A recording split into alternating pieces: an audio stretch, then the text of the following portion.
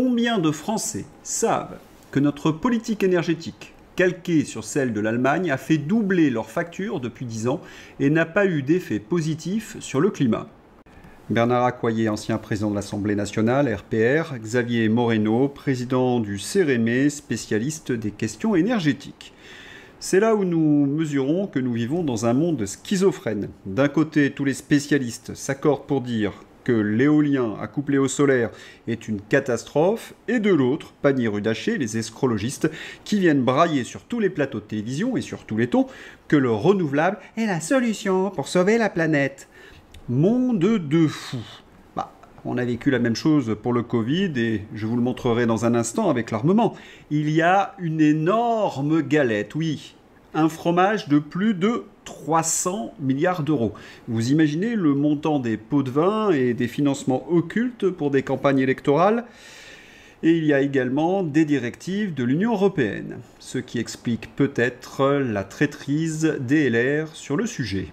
L'Assemblée nationale rejette le texte instaurant un moratoire sur les énergies éoliennes et solaires. L'expert en politique énergétique, Fabien Bouglet, analyse la situation. Les députés ont voté pour l'augmentation de la facture d'électricité des Français. Le coup de gueule de Pascal Praud. La semaine passée et qu'avaient validé quelques députés issus des Républicains. Les LR se sont d'ailleurs abstenus, cédant aux oukases de la Macronie qui a reconstitué le front républicain au mépris du pouvoir d'achat des Français. La facture sera salée. Les 377 députés... Les LR se sont abstenus, cédant aux oukases de la Macronie au mépris du pouvoir d'achat des Français. Une abstention qui comptera. On ne peut pas se présenter comme le parti des honnêtes gens et leur faire toujours payer l'addition. Ridiculisée une fois de plus, Agnès ne s'avoue jamais vaincue. Elle tente un coup encore plus énorme, en espérant que plus c'est gros, plus ça passe. Est-ce que les populistes veulent que demain, nous n'ayons plus d'eau, plus d'industrie? Agnès, c'est une prophétesse de l'apocalypse. Plus d'eau maintenant, bigre. L'instrumentalisation de la peur, elle connaît. Philippe Béchade, Agnès nul à chier au panier direct. La France, c'est 1500 mm de précipitations par mètre carré en moyenne. 510 milliards de mètres cubes d'eau, dont 1% récupéré. Mais bientôt, un succès d'année du désert de Gobi tout craquelé. Chypre, 450 mm de pluie par mètre carré, zéro pénurie, zéro narratif débile. Au passage de l'orage, la température de Paris a baissé de 11 degrés en 20 minutes, à deux doigts d'inventer la météo. Doit-on rappeler en effet quelques fondamentaux de la météorologie? Lorsque le temps se couvre en été, l'air devient très étouffant, donc des températures qui peuvent monter à 35-37, puis arrive l'orage qui refroidit tout. Ce phénomène est décrit depuis 26 siècles. Ah oui, ce fameux air étouffant avant l'orage. La crétinisation en marche. La météo du jour, oui, la météo du 26 juin, l'après-midi. Nous avons des températures de saison. Après avoir observé Météo France pendant une semaine, je tiens donc à confirmer ce que je vous disais la veille. Météo France gonfle systématiquement ses prévisions à 2-3 jours pour nourrir le narratif gouvernemental et corrige au dernier moment. Rigueur budgétaire, le gouvernement prévoit 1,7 milliard d'euros d'économies sur les dépenses de santé en 2025. Avec Macron, toujours plus d'impôts, toujours moins de services. Petite remarque, l'année dernière, on nous expliquait que l'hôpital était à l'os. Eh bien, aujourd'hui, Vautrin est en train de démembrer le squelette. Et ce n'est pas fini. 300 milliards, je viens d'en parler, pour le renouvelable. Et maintenant, on nous parle de centaines de milliards pour l'armement. Mais on est au bord de la faillite. Qui va financer? Eh bien, comme toujours, vous, vos impôts, votre épargne. C'est du pillage généralisé. La France devra trouver 145 milliards d'euros pour porter son budget de défense à 5% du PIB. Donc Macron ressort encore l'épouvantail de la menace russe pour justifier de nouvelles dépenses militaires et alimenter le complexe militaro-industriel américain. Vous vous souvenez de ce dicton populaire « Dans le cochon, tout est bon ». C'est un peu le contraire avec Emmanuel Macron. Dans Macron, tout est mensonge. Tout, absolument tout, est faux dans ce qu'il raconte. Les USA font payer l'Europe avec la complicité du secrétaire général de l'OTAN, qui est la serpillière de Donald Trump. Il n'y a pas un embryon d'armée européenne, sujet dont on parle pourtant depuis un quart de siècle. L'Allemagne veut constituer l'armée la plus puissante d'Europe et pour cela dépensera 1000 milliards d'euros d'ici 2030. Quand le petit instable évoque le moteur franco-allemand, il invoque un concept qui n'existe qu'en France. La Russie n'attaquera ni l'Allemagne, ni la France, ni le Royaume-Uni. Les pays européens achètent des avions américains et non des Rafales. Et de toute façon, l'OTAN est aux normes US pour ce qui concerne l'armement.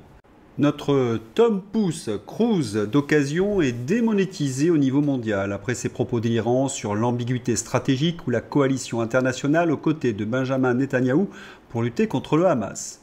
Notre pays est tellement ruiné que la Direction générale de l'armement ne commande plus rien aux industriels depuis le début de l'année. L'Empire a forcé la main à ses vassaux soumis pour payer l'impôt. 5% pour nourrir le complexe militaro-industriel américain, fournisseur omnipotent des États européens. La Russie sert d'épouvantail. Le retraité macroniste, complètement abruti, applaudit sur son canapé devant LCI, BFM TV, CNews et sur le service public. Mais pour Trump, c'est une énorme victoire. La conclusion qu'il faut tirer de ce sommet de l'OTAN et qu'il faut absolument quitter le commandement intégré dès à présent et interroger le peuple français par référendum sur une sortie pure et simple de cette organisation. Frexit également. Ce sommet est une honte. On se croirait chez le marquis de Sade. Trump qui les fouette et eux qui disent « Merci maître, encore, encore ». Il faudrait donc une force politique puissante pour faire dérailler le train fou de l'Union européenne et de l'OTAN. Le Rassemblement national, par exemple. Non, je plaisante. Je soutiens Macron. Nicolas Dupont-Aignan. Je lance un avis de recherche. Où sont passés les députés patriotes? J'apprends que le Rassemblement national et l'UDR ne vont pas voter la censure. Ça veut dire qu'ils vont être complices du gouvernement Bayrou? Mais c'est pas possible. C'est une trahison des électeurs. Les électeurs n'en peuvent plus de ce gouvernement. L'insécurité, l'immigration, les mauvais résultats économiques, les impôts. D'ailleurs, j'entends les députés de ces partis qui critiquent, et les leaders, toute la journée, le gouvernement Bayrou. Alors comment on peut critiquer le gouvernement et après être sa béquille? Il est urgent de censurer. Je vous invite à écrire à tous les députés pour qu'ils censurent ce gouvernement, car c'est le seul moyen d'avoir à nouveau des élections pour donner le pouvoir au peuple. C'est le seul moyen pour changer de politique. C'est le seul moyen peut-être pour faire partir Macron et avoir une élection présidentielle anticipée. Quant à la gauche, on essaie de sauver Emmanuel Macron dans l'immonde. Censurer aujourd'hui le gouvernement Bayrou, c'est prendre le risque de l'ingouvernabilité de la France dans un nouvel ordre mondial qui lui échappe. Je n'aime pas beaucoup m'attaquer au physique, mais quand je vois la trogne de la Françoise et que je l'entends parler, je me dis qu'elle ne doit pas aimer beaucoup boire de l'eau. Et quand je la lis, c'est comme une certitude. Que reprochent le FMI et les agences de notation à notre pays? Eh bien que la France est aujourd'hui ingouvernable depuis la dissolution d'Emmanuel Macron. Chasser Macron du pouvoir est donc le seul moyen de rendre la France gouvernable. Faut arrêter de toucher certaines boissons, Françoise. Et elle ajoute, le nouvel ordre mondial échappe à la France, mais où se trouve le pouvoir justement de la France? À Bruxelles. Il faudrait donc que la France retrouve sa souveraineté pour que justement elle rejoue dans la cour des grands. Et une fois de plus, Pustula peut compter sur cette presse vendue. Et il y a pire, ceux qui essaient de rétablir les faits, comme la réinfosphère, eh bien, sont diabolisés, intimidés et mis en examen. Retour sur l'affaire Régis de Castelnau. Merci de tout cœur à ceux qui, si nombreux, m'ont assuré leur soutien. Cela donne du prix à ce que je fais depuis quelques années. Reconnaissance et gratitude qui se sont exprimées m'imposent de poursuivre. Régis de Castelnau est donc mis en examen. Mais par qui, me direz-vous? Eh bien, par Charline Avenel, ancienne rectrice de l'Académie de Versailles et amie de promotion d'Emmanuel Macron. Cela sent en effet le coup téléguidé d'un certain endroit. Rappel de qui est Charline Avenel. Avant sa décapitation par un fanatique, Charline Avenel avait envoyé à Samuel Paty, ce professeur donc décapité, un rappel à l'ordre sur la laïcité. Avant que Nicolas mette fin à ses jours, la même avait envoyé aux parents une sommation pour qu'ils la ferment. Une spécialiste de l'écrasement des victimes. Une macroniste en somme. C'est abject. Mais pourquoi Régis de Castelnau est mis en examen? Car Régis de Castelnau a estimé que l'attitude de la rectrice méritait une procédure. Le tweet. Dites, amis magistrats, vous rappelez l'article 223.6 du Code pénal, quiconque pouvant empêcher par son action immédiate, sans risque pour lui ou pour les tiers, soit un crime, soit un délit contre l'intégrité corporelle de la personne, s'abstient volontairement de le faire, est puni de 5 ans d'emprisonnement et de 75 000 € d'amende. Sera puni des mêmes peines quiconque s'abstient volontairement de porter à une personne en péril l'assistance que, sans risque pour lui ou pour les tiers, il pouvait lui prêter, soit par son action personnelle, soit en provoquant un secours. On est à 2 morts, ça mériterait peut-être une petite procédure. Comment dites-vous? C'est la copine de votre cher Macron, celui que vous avez fait élire, alors Patouche, c'est ça? Si on résume, vous avez une macroniaise qui a un bilan épouvantable à la tête du rectorat de Versailles et qui porte plainte contre un avocat qui s'interroge sur sa responsabilité et 2 ans après, qu'en pensez-vous? C'est téléguidé. Cela ressemble très fort à de l'intimidation minable sur un opposant. Et coïncidence ou pas, Hanouna en couple avec la fille de Brigitte Macron pour la remise de la Légion d'honneur à Marlène Schiappa. Ce petit monde de l'entre-soi me dégoûte. Il faut donc rappeler que la Schiappa a utilisé les fonds de Samuel Paty, donc liaison avec Charline Avenel, pour financer les barbouzes Rudy et consorts pour qu'ils diabolisent les opposants d'Emmanuel Macron pendant la campagne de 2022. Voilà. Avant, les macroniers étaient affreux, sales et méchants. Aujourd'hui, ils sont toujours affreux, sales et méchants, mais contrairement à hier, ils ne conservent plus du tout les apparences. Ils le montrent officiellement, et cela continue contre le média Tocsin. Bonjour à tous, cette vidéo pour vous rappeler qu'il faut que vous nous aidiez. Vous le savez, on a été attaqué, on a été attaqué déjà sur le site par des hackers, et puis on a été attaqué par le groupe TF1. TF1 qui nous a mis une cible dans le dos par Martin Veil, vous avez vu, vous pouvez retrouver d'ailleurs cette vidéo où on voit Martin Veil qui 7 fois me demande êtes-vous pro-russe, êtes-vous pro-Kremlin, pourquoi êtes-vous pour la Russie, pourquoi n'êtes-vous pas pour les intérêts français, alors que clairement, et vous le savez, enfin ceux qui nous suivent, vous savez qu'on est vraiment pour la France et surtout pour les Français qui tous les jours se battent pour tenir le coup. Et j'ai encore là un message d'un entrepreneur avec qui j'étais en contact régulièrement qui me dit que ça y est, il a fait un dépôt de bilan. Et c'est justement ces Français-là qu'on veut soutenir tous les jours et qu'on soutient. Ces pêcheurs, ces agriculteurs, ces entrepreneurs, tenez le coup. Les boulangers, les bouchers, le pressing, enfin tous. Et c'est pour ça qu'on est là. Et franchement, ça me fait beaucoup de peine le message que je viens de recevoir. Et il faut vraiment qu'on continue de se battre, qu'on passe les messages et que le reste du monde le sache. Et c'est pourquoi aujourd'hui, ceux qui le peuvent évidemment, parce que je sais qu'il y en a plein qui sont en difficulté, mais ceux qui le peuvent, faites-le vraiment. C'est un message d'intérêt général. Il faut nous soutenir pour pouvoir soutenir les autres en fait, pour pouvoir passer les messages, parce que les messages ne sont pas passés par les médias mainstream. Et je compte sur vous pour le faire. Voilà, donc Tocsin, media.fr/cible, Tocsin-media.fr/cible. Faites-le pour nous et faites-le pour les autres. Faites-le pour tous ceux qui font faillite en ce moment et qui n'ont pas le droit à la parole. On est là pour leur tendre le micro et on le fait, je crois. Donc voilà, je compte sur vous pour ceux qui le peuvent. Tocsin-media.fr/cible. Merci.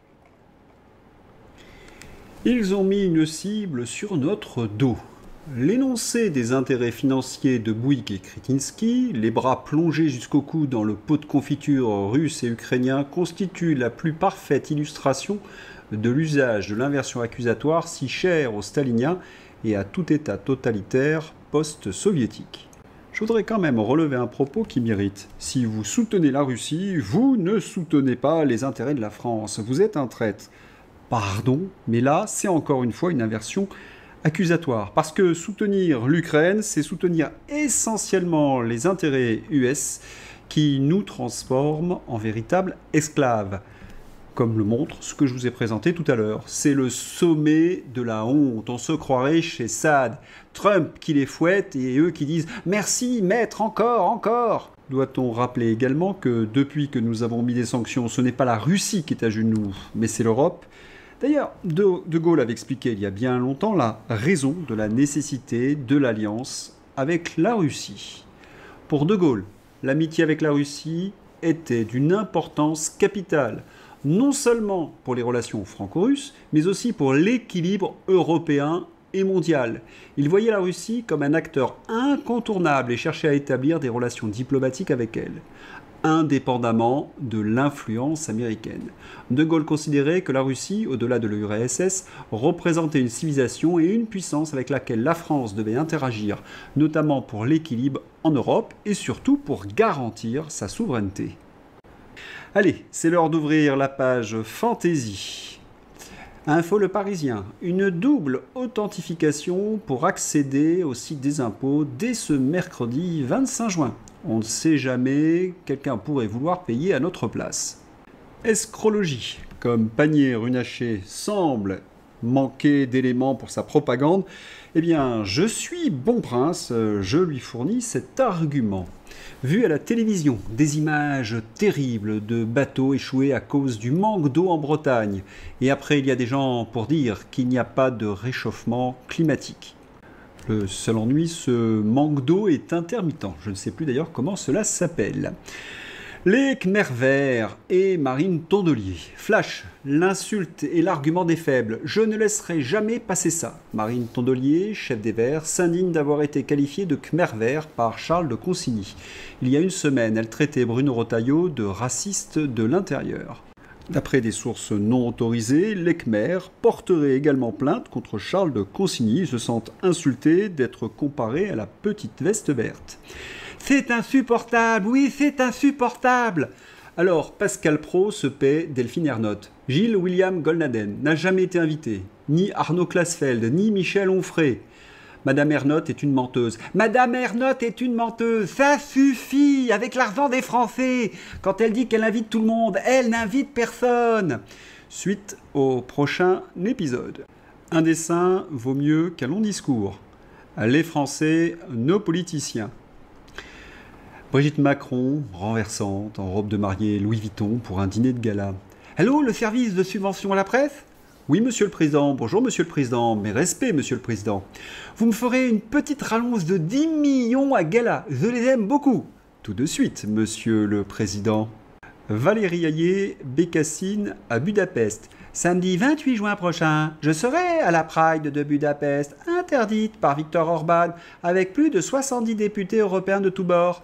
Une mobilisation historique pour défendre les valeurs fondamentales de l'Union européenne et soutenir les communautés LGBTQ+, YZ22. Si vous ne le saviez pas, l'idéologie LGBT, c'est la valeur fondamentale de l'Union européenne. Moi, je rajouterais aussi la guerre. Quel beau continent! Il faut rappeler que les LGTB sont considérés dans de nombreux pays comme des activistes totalitaires. D'ailleurs, ils discriminent les gays patriotes et les féministes de droite. Donc, si je suis le syllogisme de cette chère Valérie Hayé cacaphonique, eh bien, le machin bruxellois est bien une tyrannie. La France insoumise, et oui, forcément, ils défendent les agresseurs, une fois de plus les mêmes, qui se prétendent du côté du peuple, qui brandissent l'hôpital public comme un totem dès qu'une caméra s'allume, ont tenté de bloquer cette loi avec une motion de rejet. Leur argument ? Aucune étude ne prouve que des peines plus sévères font baisser les violences.